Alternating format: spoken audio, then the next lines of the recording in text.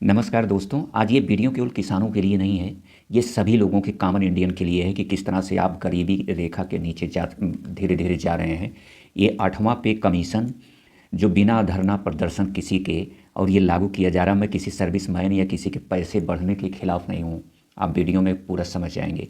किसी का भी बढ़ाए, लेकिन इंडिया में जो इनइक्वालिटी मतलब असमानता बढ़ रही है और इसके क्या असर होंगे, ये ऐसे लोग जो सर्विस में नहीं हैं, ये ऐसे कॉमन लोग जो किसी कंपनी में निचले स्तर पे काम करते हैं, जो प्राइवेट कंपनियों में काम करते हैं, और किस तरह से उनका शोषण होगा जब ये आर्थिक असमानता बढ़ेगी। तो आप ये पूरा वीडियो देखिएगा।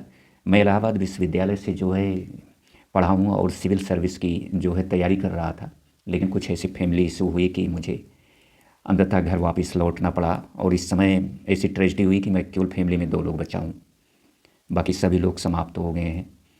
तो ये कहानी बाद में होगी, इस कारण से छोड़ के चला है। तो मैं आपको ये बहुत अच्छी तरह से समझा सकता हूँ इस विषय को। ISPCS की मतलब समझ सकते हैं, तैयारी कर रहा था। तो 8वें पे कमीशन में जो बढ़ोतरी होगी और जो MSP गारंटी है, इन दोनों के बीच में क्या कंट्राडिक्शन है, मतलब विरोध है, क्या है? कहाँ 8वां पे कमीशन लागू हो रहा है बिना किसी धरना प्रदर्शन के, और MSP लागू नहीं हो रही है। और केवल ये MSP गारंटी वाले लोग ना देखें, पहले भी बता दे रहा हूँ कि सब लोग देखें, सबके जीवन से जुड़ा है। तो 8वां पे कमीशन लागू होने से लगभग 6 लाख करोड़ से लेकर 8 लाख करोड़ रुपए के खर्च आएगा। इस कमीशन पे 8वां पे कमीशन लागू करेंगे, क्योंकि ये केवल सेंट्रल गवर्नमेंट में ही लागू नहीं होगी, फिर ये स्टेट में लगेगा, फिर जो सरकारी कंपनियां हैं उनमें लागू होगी, और इसके बाद जो प्राइवेट कंपनियां उनके ऊपर भी इसी के अनुपात में पैसा जो है कंपनी को, एम्प्लॉय को पे करना पड़ेगा। और नीचे वाले एम्प्लॉय तो शोषण के शिकार होंगे, वो आपको मैं आगे वीडियो पूरा देखेंगे तो समझ जाएंगे। इसलिए किसान और कॉमन आदमी दोनों के लिए वीडियो है। तो 6 से 8 लाख करोड़ जो है केवल खर्च होगा, ये जो है सरकारी एम्प्लॉय, सरकारी जो कर्मचारी हैं, अधिकारी हैं, उनके ऊपर। और अगर MSP लागू करता है भारत सरकार, जो कि जो वर्तमान में है, उस पर 1.5 लाख करोड़ से लेके ज़्यादा से ज़्यादा 2 लाख करोड़ रुपये लगेंगे। और उसके लिए कहते हैं कि ये जो है आपकी इकोनॉमी को बर्बाद कर देगा, जबकि ये पैसा किसानों के पास आएगा तो किसान ही मार्केट में ख़रीदारी करेंगे, सब कुछ करेंगे। और इंडियन इकोनॉमी जो रॉकेट साइंस सुने हैं ना, रॉकेट की तरह ऊपर बढ़ेगी। अभी मार्केट इसलिए नहीं चल रहा है कि लोगों के पास पैसा नहीं है, तो इसलिए वो जो है ख़रीदारी ज़्यादा कर नहीं सकते, तो कंपनियां अपनी सेलिंग नहीं बढ़ा पा रही हैं। उस समय ये गवर्नमेंट जब MSP लागू करने की बात होती है, जबकि ये बहुत कम है, अभी बताएंगे आगे, पूरा वीडियो देखिए। कहती है कि इससे इंडियन इकोनॉमी, भारत की अर्थव्यवस्था ख़राब हो जाएगी, डाउन चले जाएगी। इंडिया के लोगों के पास ही पैसा आएगा तो यही लोग खरीदेंगे, पैसा लोग खाएंगे तो है नहीं, जो बात आप सर्विस सेक्टर और के लिए कहते हैं। तो इससे ये किसानों को बेवकूफ़ बनाने के लिए, चाहे जो पार्टी हो, मैं स्पेशल BJP या कांग्रेस या किसी के नहीं, जो सरकार में उसके लिए कह रहा हूँ, ये कोई नहीं लागू कर रहा है। तो जो है इकोनॉमी पे बुरा असर होगा, लेकिन वही जब यहाँ बढ़ा रहे हैं तो यहाँ कोई सवाल नहीं, बिना मांगे आप बढ़ा रहे हैं। अब इसका इफ़ेक्ट क्या होगा 8वें पे कमीशन का? चलिए, कर्मचारियों, आपको माफ़ी चाहते हैं आपसे कि आपको बुरा लगेगा, लेकिन हमें आपके पेंशन या आपके वेतन से दिक्कत नहीं है। समाज के हर सेक्टर का जो है पैसा इसी पे कमीशन के अनुसार बढ़ना चाहिए। 8वें पे कमीशन में जो 18,000 मिनिमम वेतन पाता है, उसका 46,000 वेतन हो जाएगा। अब अंदाज़ा आप लगाइए। और ये पैसा आएगा कहाँ? किसान, मजदूर और छोटे कर्मचारियों से। किसानों के ऊपर टैक्स लगाए जाएंगे, या माल ज़्यादा बढ़ेगा, माल की जो प्राइस है, जैसे मार्केट में जो चीज़ खरीदते हैं उसका रेट भी इसी अनुपात में बढ़ना है। और किसान की प्राइस नहीं बढ़ेगी, मजदूर के प्रोडक्ट की, किसान के प्रोडक्ट की प्राइस नहीं बढ़ेगी, ये सब नहीं बढ़ेगा। तो ये कहाँ से जो है, जैसे आप अगर 100 रुपये पाते थे, आज 10 रुपये का खरीद रहे हैं कोई चीज़, 100 रुपये पे मान लीजिए अगर कोई चीज़ 10 रुपये के खरीद रहे हैं, कल यही ये कमीशन आने के बाद आप मार्केट में देख लीजिएगा, वो 20 रुपये की हो जाएगी। तो पहले आपका 90 रुपया बचता था, अब आपके पास 80 रुपया बचेगा। और आप जो बेच के जितने में 100 रुपया लाते थे, बेचेंगे उतना ही। चूँकि आपकी जो प्राइस बढ़ती है 2 से 2.5% बढ़ती है, जो सरकार द्वारा घोषित किया जाता है। और यहाँ जो प्राइस बढ़ रही है 8वें पे कमीशन में, वो 200% बढ़ रही है। तो आप अंदाज़ा लगाइए कि कॉमन लोग कहाँ जाएंगे। उसी अनुपात में मार्केट में जितनी चीज़ें, चाहे सीमेंट हो, सरिया हो, आपको घर बनाना हो या खाने पीने की चीज़ हो या हॉस्पिटल का खर्चा हो, स्कूल का खर्चा हो, सभी लोग बढ़ा देंगे। ये बात आप ध्यान रखिएगा। अब आप खुद अंदाज़ा लगाइए कि जहाँ 1.5 लाख से 2 लाख करोड़ खर्च होना है उसके लिए सरकार और मीडिया टीवी हाय तौबा करती है, और जहाँ 6 से 8 लाख रुपया खर्च होगा केवल सरकारी सेक्टर में, उसके लिए कोई सवाल नहीं कि ये कहाँ से पैसा आएगा। ये पैसा किसान मजदूर से ही फाइनली लिया जाएगा। अगर हम कंपनी वाले का खर्चा बढ़ेगा तो प्रोडक्ट की प्राइस बढ़ा देगा, तो वो पैसा फाइनली किसान मजदूर ही लेंगे, जो है जेब से आएगा। मान लीजिए सर्विस वाले लोग भी वो पैसा देंगे, लेकिन सरकार उनको दे रही है, उसी में से मान लीजिए वो 60,000 पा रहे हैं, उसमें से बढ़े हुए 5,000 और खर्च कर देंगे। उनको तो सरकार एक्स्ट्रा बढ़ा के दे रही है, उनकी कोई प्रॉब्लम नहीं है। लेकिन इनके तो फार्मर जो किसान हैं और मजदूर, इनके तो पैसे बढ़ नहीं रहे, ये कहाँ से इसको करेंगे। तो धीरे धीरे लोग और गरीबी की तरफ गिरते जाएंगे।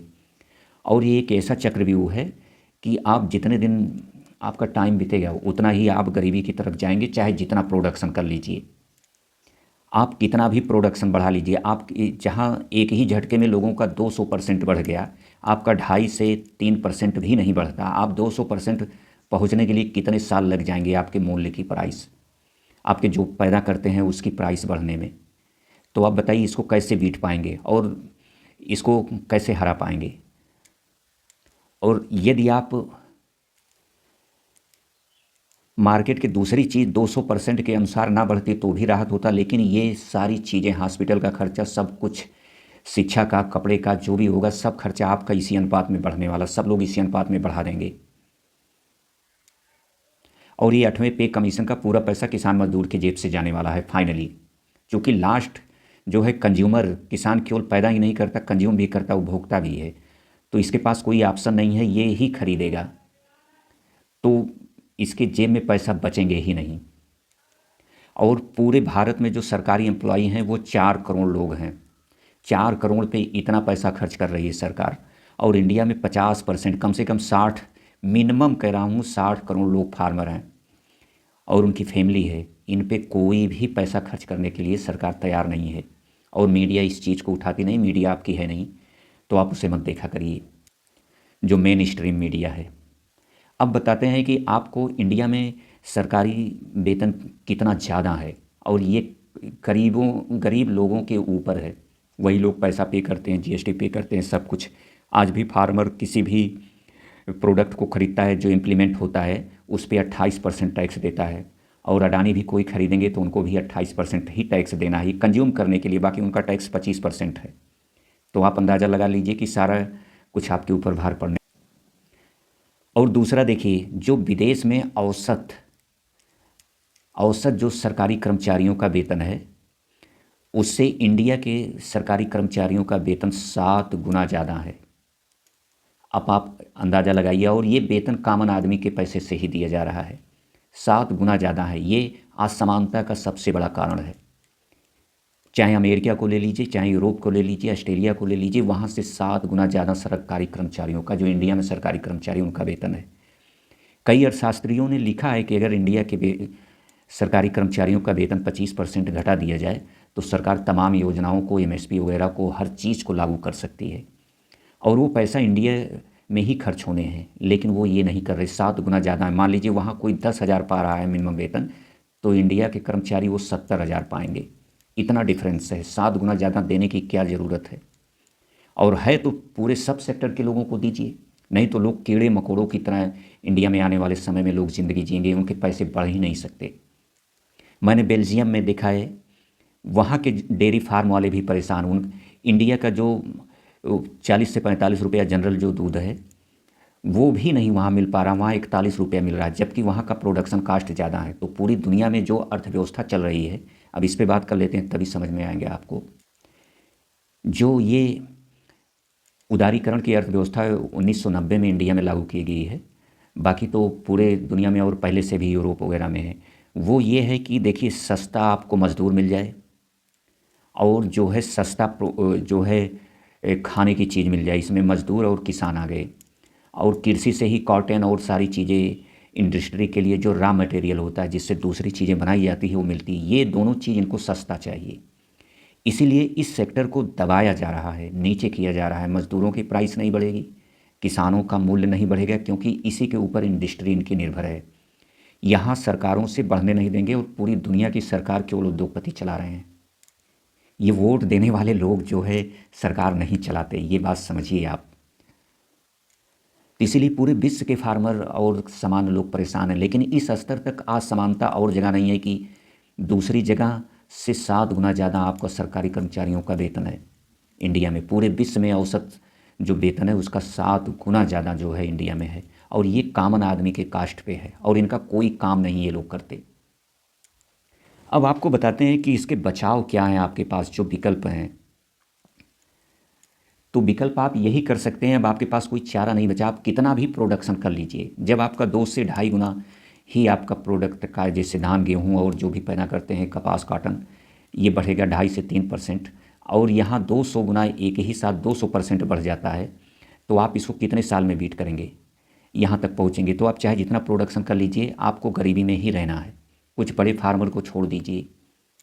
इसलिए आप अपने खर्चे घटाइए। शादी विवाह में आप जो घर देखते हैं कि इसका घर बड़ा बढ़िया होना चाहिए, ये होना चाहिए, अब आप घर अगर बनवाएंगे, मकान बनाएंगे, तो सारी चीज़ें आपको मार्केट से ख़रीदना पड़ेगा, और ये इसी अनुपात में इसकी प्राइस बढ़ जाएगी। फिर जो सर्विस करेगा वो तो मान लीजिए बहुत ज़्यादा 2 साल का वेतन लगा देगा, ये मकान खड़ा कर देगा, इतना पैसा आ जाएगा उसके पास। और इतने पैसे आप खड़ा करने के लिए आपको 10 साल से 20 साल भी लग जाएंगे, तब जाके आप जो है एक मकान बनाने के लिए उतना पैसा इकट्ठा कर पाएंगे।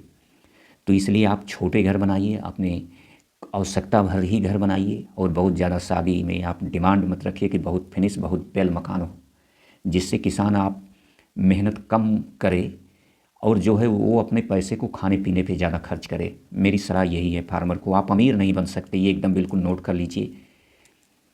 कंपनी वाले या जो ये खाद बीज और ये दवा वाले ये प्रचार करते हैं, ये आपको करोड़पति बनाते हैं, लखपति बनाते हैं, इनके चक्कर में आप मत फंसिए। आप नहीं बन सकते। आप कम दवा डालिए, कम खाद डालिए, प्रोडक्शन कम होगा, आपको प्राइस वही मिलेगी। हमारे क्षेत्र में बता दें कि गेहूं में वही जो है एक डीएपी और एक जो है थोड़ा सा यूरिया, फिर पहले पानी में यूरिया डाल देते हैं, इसके बाद कुछ नहीं डालते, कोई छिड़काव नहीं, कुछ नहीं, और एक ही जोताई में जो है गेहूं की बुआई कर देते हैं, धान लगी होती है। कहेंगे तो मैं वीडियो वो सब बना दूंगा, और गेहूं भी देख लीजिए, मैं अपना खुद दिखा दूंगा। तो आप अपने खर्चे घटाइए, कुछ कम ही पैदा होगा, लेकिन आप इस मार्केट से बच जाएंगे, और जब प्रोडक्शन कम होगा तो आपको प्राइस मिलेगी, नहीं तो नहीं मिलेगा। आप इससे अमीर नहीं बन सकते। तो मैं किसानों से रिक्वेस्ट करूंगा, शादी में, ब्याह में आप अपने खर्चे कम करिए, खाने पीने पे आप बिल्कुल खर्च करिए, और ज़्यादातर अपने घर पे पैदा करिए, और जो मकान पे पैसा खर्च करना है बिल्कुल एकदम कम कर दीजिए। जितनी ज़रूरत है उतने, बहुत वेल मेंटेन मत बनाइए, नहीं तो उतना पैसा इकट्ठा करने के लिए आपकी ज़िंदगी खप जाएगी। और ये लोग एक झटके में 200% बढ़ा के जो है उतने पैसे इकट्ठा कर लेंगे एक ही साल, 1.5 साल में। तो इस जो है माया जाल से आप बचिए। इनका कंज्यूम नहीं होगा, इनका प्रोडक्ट नहीं बिकेगा, तो ये अपने आप प्राइस बढ़ाएंगे, नहीं तो आप ऐसे मरते रहिए, खूब जान लगाते रहिए खेती में, आप कभी नहीं कुछ कर पाएंगे। एक ही झटके में हम जियो ने जो है 35% प्राइस बढ़ा दी। बताइए कौन वो अमीर होगा कि जो आपका जो है धान गेहूँ 2.5%, 3% बढ़ रहा है, वो अमीर होगा? आप थोड़ा सा सोचिए, तो आप इससे अमीर करोड़पति बनने चले हैं। मैं बड़े फार्मर की बात नहीं कह रहा हूँ। 86% फार्मर छोटे हैं, वो लोग कुछ नहीं कर सकते। तो आप दूसरे भी धंधे करिए, और दूसरी जगह। हाँ, अब बता देते हैं कि कॉमन कर्मचारियों का शोषण कैसे होगा इस सिस्टम में। अब जो निचले स्तर के कर्मचारी कंपनी में ही क्या है, जब समाज में पैसा है नहीं, मान लीजिए वो 5,000 पे 10,000 पे जीवन चला रहे हैं, तो कंपनी वाले क्या करेंगे, इनको 10,000 भी दे देंगे तो ये भागे चले आएंगे। इनको ये प्राइस मिलेगा नहीं। ऊपर के अधिकारियों कर्मचारियों को तो कंपनी में मिल जाएगी, नीचे वाले लोगों को मिलेगा ही नहीं। और इतने लोग रहेंगे, इसीलिए ये गरीब पैदा कर रहे हैं कि जिससे मेरी जो है दया पे ये जिंदा रहें, और जितना दूं बस उतने पे मान जाएं, कम से कम वेतन पे काम करें। ये इसका साइड इफ़ेक्ट होगा 8वें पे कमीशन का। क्योंकि आप देख लीजिए कि बाज़ार की सारी चीज़ें उसी 200% के अनुसार ही बढ़ेंगे। हॉस्पिटल चार्ज, स्कूल चार्ज, और जितने भी चीज़ें खरीदते हैं वो सब कुछ बढ़ जाएंगे। तो और आपके प्राइस या मज़दूरों की जो है मूल्य उस अनुपात में नहीं बढ़ेंगे। मज़दूरों का कुछ कभी कभी बढ़ जाता है, लेकिन इनका नहीं, किसानों का नहीं हो पाता। तो इसलिए आप सावधान रहिए, आप अपने खर्चे घटाइए, मकान बड़े मत बनवाइए, गाड़ियाँ बहुत ज़्यादा मत लीजिए। ये सब ध्यान रखिए। पूरे 50 करोड़ 60 करोड़ लोग अगर कंज्यूम कम कर दें तो इनकी स्थिति सुधर जाए। और ये पूरा बढ़े वेतन को फाइनली आपको ही पे करना है, किसान और मजदूर को ही। तो थैंक्स फॉर वाचिंग। आशा करता हूँ कि आपको ये वीडियो समझ में आई हुई होगी। अगर नहीं समझ पाए होंगे तो दूसरा भी बना दूंगा मैं वीडियो। तो लाइक सब्सक्राइब ज़रूर करें। थैंक्स।